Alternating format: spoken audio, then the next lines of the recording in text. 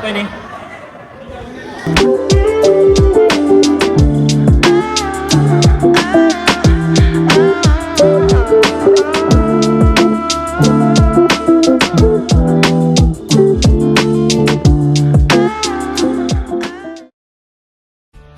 Rayakan hari ini, besok sisa sengsara. Belum pulang kau pun di sini, temani diriku.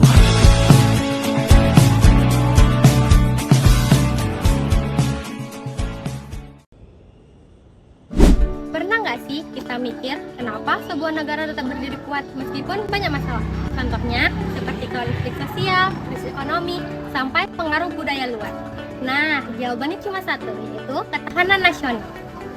Ketahanan nasional adalah kemampuan suatu negara dalam menghadapi berbagai ancaman, tantangan, hambatan, dan gangguan, baik dari dalam maupun luar negeri. Konsep ini tidak hanya tentang militer, tetapi juga mencakup seluruh aspek kehidupan masyarakat.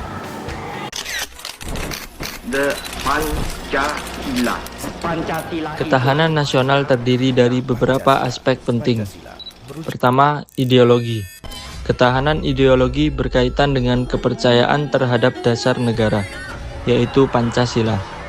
Kalau masyarakat mulai kehilangan nilai ini, bisa muncul perpecahan. Dan berarti Bapak tadi bicara secara tegas tidak boleh ada warga yang diintimidasi, yang diteror karena mengkritik pemerintah. Tidak boleh. Yang kedua, politik. Ketahanan politik berarti sistem pemerintahan yang stabil dan dipercaya rakyat. 7 April, rupiah dibuka melemah sebesar 251 poin atau 1,5%. Selanjutnya, ekonomi.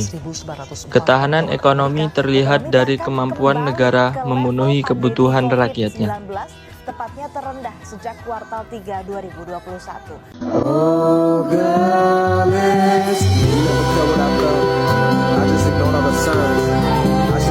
Berikutnya, sosial budaya. Ketahanan sosial budaya berkaitan dengan persatuan, toleransi, dan identitas bangsa. Prabowo mengingatkan akibat perang. Yang terakhir, pertahanan dan keamanan. Ini berkaitan dengan kemampuan menjaga kedaulatan negara dari ancaman. Rakyat harus siap menghadapi kesulitan. Namun Prabowo optimistis dan bersyukur Indonesia memiliki kekuatan yang besar. Terima kasih. Halo teman-teman, pada kesempatan ini kami akan mewawancarai salah satu narasumber. Kira-kira siapa ya? Penasaran ya? Ayo ikuti kami. Ayo. Ketinggalan. Assalamualaikum warahmatullahi wabarakatuh. Kami dari kelompok 6 akan melakukan tugas wawancara mata kuliah Pendidikan Kewarganegaraan dengan tema Ketahanan Nasional. Saya Regita Saskila bersama rekan-rekan saya ada Eka Firyadinda Agustina dan Ria Novrianti. Pada hari ini kami akan mewawancarai salah satu narasumber. Mari kita perkenalkan terlebih dahulu. Baik, terima kasih sebelumnya sama kawan-kawan dari kelas 2 EB.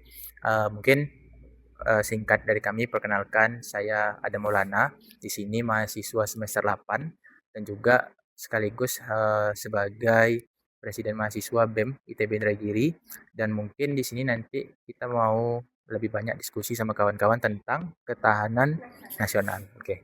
Mungkin gimana? Apa yang mau kita bahas? Baik Bang Adam, terima kasih telah meluangkan waktunya.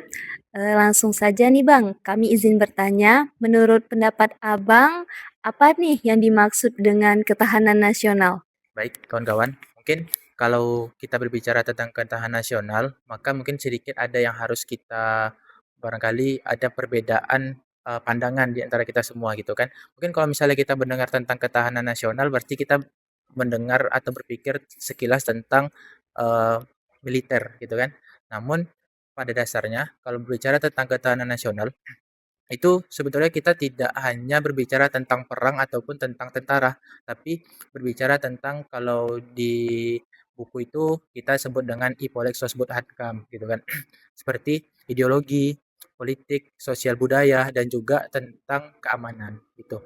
Nah, inilah yang disebut dengan ketahanan nasional di mana dia tidak hanya mengurus tentang militer tapi juga bagaimana hal-hal lain yang menyangkut tentang sebuah negara itu. Bahkan tentang budaya sekalipun gitu kan. Jadi ya tidak hanya berbicara tentang militer tapi juga berbicara tentang seperti pertahanan pangan, pertahanan ekonomi dan lain sebagainya. Inilah yang disebut dengan pertahanan nasional itu. Nah, menurut Abang, apakah masyarakat itu punya peran penting dalam ketahanan nasional? Kalau berbicara tentang penting atau tidaknya tentu saja penting gitu kan. Karena eh, seperti kita ketahui, kalau misalnya hanya berharap kepada pemangku kepentingan atau pemegang kebijakan, contohlah pemerintah baik itu dari pusat ataupun daerah, ini tidak cukup gitu kan, apabila tidak didukung oleh masyarakat sipilnya gitu kan. Masyarakat sipil ini kan berarti seluruh masyarakat yang ada di lingkungan Indonesia inilah, di wilayah ini kan. Apabila ini tidak didukung, maka dia nanti tidak mampu untuk berjalan secara maksimal. Contoh, swasembada pangan. Macam mana kita mau mendukung swasembada pangan apabila masyarakatnya sendiri tidak mau ataupun tidak mampu untuk berkontribusi di sini gitu kan.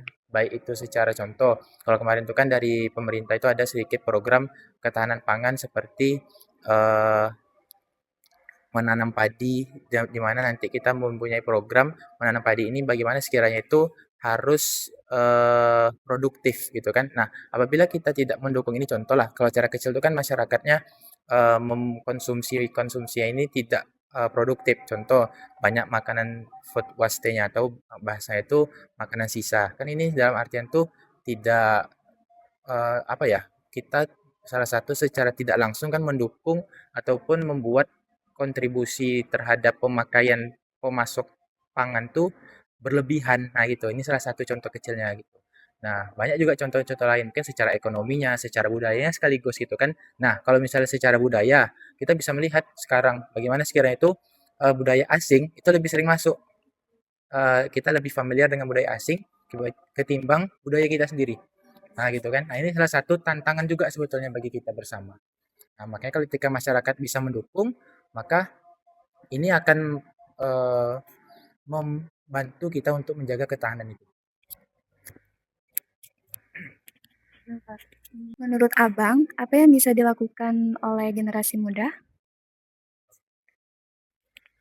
Nah, jadi kawan-kawan, kalau misalnya kita berbicara tentang generasi mudanya, maka kan sebetulnya kan kita sama-sama mengetahui ya, bahwasanya memang 2030 itu kan kita memang digadang-gadangkan akan mendapatkan bonus demografi, di mana nanti kan posisinya anak-anak ataupun generasi kita, Gen Z gitu kan, itu mencapai usia produktif atau secara garis besar kan secara keseluruhan usia anak mudanya lebih banyak, ya kan, orang-orang produktif lebih banyak di Indonesia dibanding orang-orang yang tidak produktif lagi.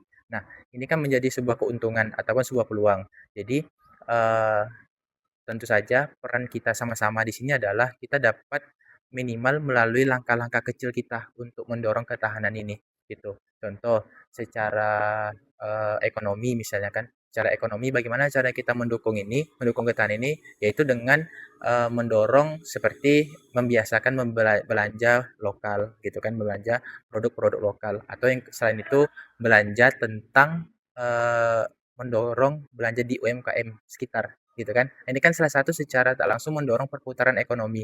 Nah, ketika perputaran ekonomi baik kan maka secara tidak langsung ketahanan ataupun ketahanan nasional kita itu kan kita berkontribusi di sini. Itu satu. Terus yang kedua, selain secara ekonomi mungkin secara budaya tadi. Ini juga menjadi hal yang sekiranya itu perlu menjadi perhatian bagi kita. Bagaimana sekiranya itu eh, untuk budaya gitu kan mungkin boleh kita melihat budaya lain gitu kan, contoh di Korea, Jepang kan boleh sebetulnya kan, tapi sebaiknya juga kita tidak meninggalkan budaya yang ada di kita gitu kan.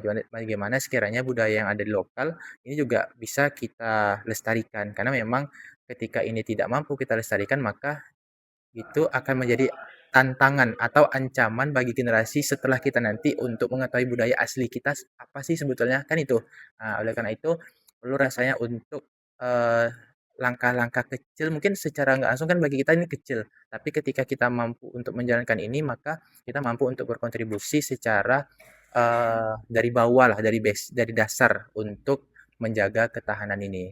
Nah, apalagi mungkin kalau secara pertahanan militer ataupun secara pertahanan pangan gitu kan. Nah, ini kan perlu rasanya kita mendukung ataupun menjadi bagian dalam menjaga ketahanan nasional ini. Nah, mungkin itu.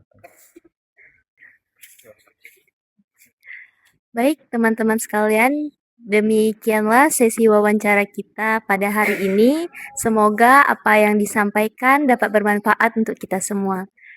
Baik, terima kasih Bang atas waktu dan kesempatannya.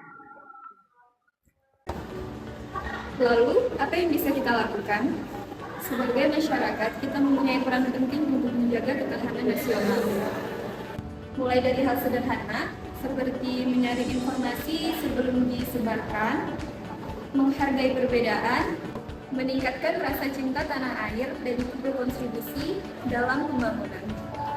Ketahanan nasional adalah tanggung jawab kita semua.